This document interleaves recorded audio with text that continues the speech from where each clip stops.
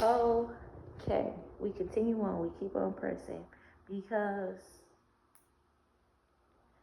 is accountability as hard as being vulnerable?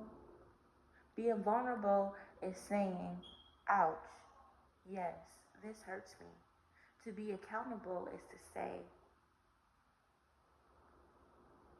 I did this and I understand how it impacted you. That's it. Period on the sentence. In the video. Cut the clip. Now, it's easier for me to be accountable than it is for me to be vulnerable. Because vulnerable has a deeper root. So it's no problem for me to say, I saw I saw this thing differently at this point in time. I did not understand that it would make the impact on you that it did. I did not intend for it to impact you in the way that it did, and I will atone for the pain that I have caused you because I do not want to hurt you. That is not my intentions. But in understanding, it ain't no but, hold on, it ain't no but it's a continuous. Impact is different than intent. How I meant it, how I intended for you to receive it or for it to be received is different than how you received it. Because again, we are two individuals working from two different understandings. Even if we relate on a lot of things, we have two different understandings. So we have two different views of the world. So we will not see the world from the same perspective. And in understanding, we can bridge the gap in saying that this is what I meant and this is how I took it. Okay, we are mature, high thinking individuals. Amen. Okay, so in me taking accountability, I would say that is my biggest struggle, my biggest flaw, my mouth. My mouth is my biggest struggle. My temper is my biggest struggle. And it's very odd to me because I'm such a nice person and I'm so calm and I'm really, really, really patient, like too patient, honestly. It feels like I'm a crumb snatcher how patient I am because I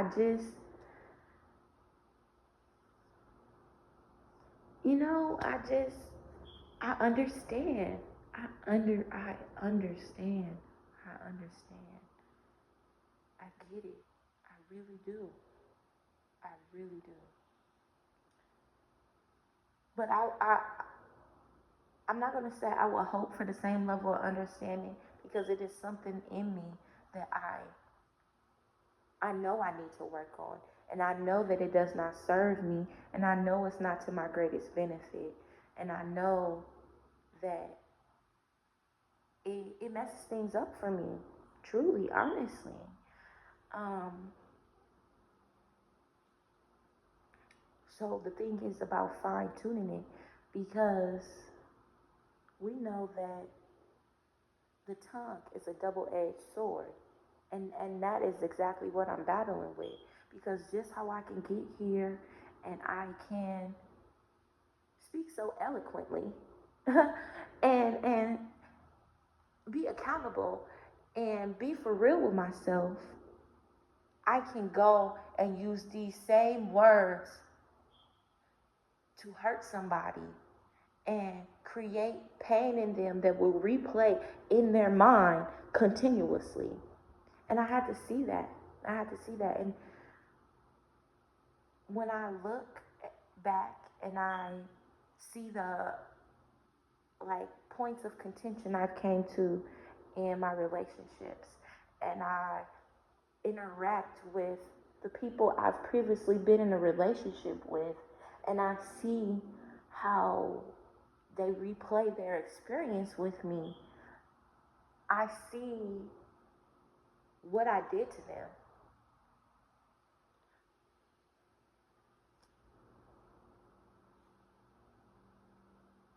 And I take account for it. And it doesn't matter about what anybody, it doesn't matter what anybody did to me. It doesn't matter what anybody said to me or how they treated me. It only matters about my reaction. Because when I go to God, I can't say, well, them, they, she, he. I cannot talk about anybody else but me. Yeah, they did that. I saw them do that. But but you ain't supposed to, you ain't, turn, keep on walking. Turn the other cheek. You know that vengeance is not yours. And I done showed you that many, many times.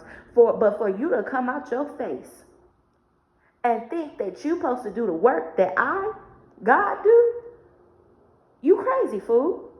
And you know what? I don't want to be no crazy fool.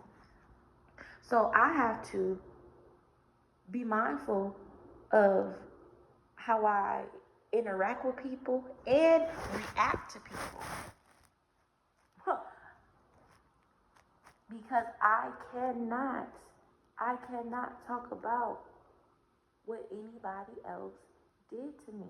It only matters what I do. And if I want to reach that level of agape love, then that's unconditional.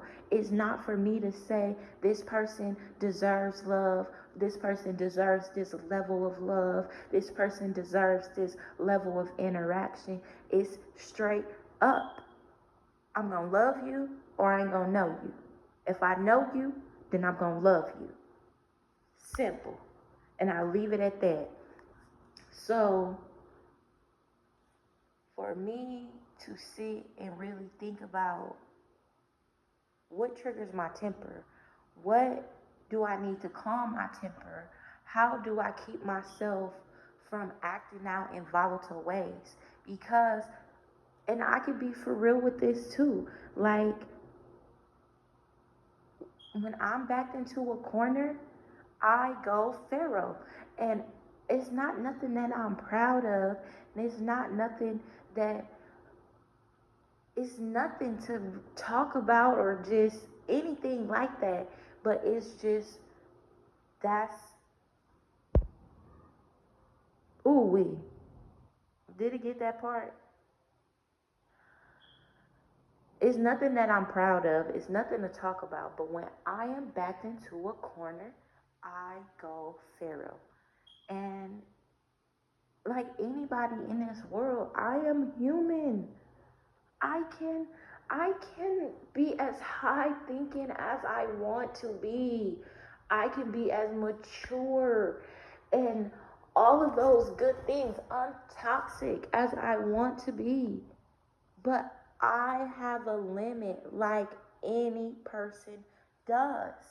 So I need to know where my boundaries lie so that I can interact with the world properly and I can set my boundaries. I can set my boundaries accordingly so that me and the people I interact with are safe, because that's the whole point. That is the first step of peace, to be safe, mentally, physically, emotionally, spiritually, safe and sound. So I know, in this, wrap it up, in this I know that my mouth is crazy. I can become volatile. I get angry. I get upset. But my ultimate goal is to give and receive unconditional love. But before I can receive it, I have to continuously give it, no matter the circumstance or the emotion I am faced with.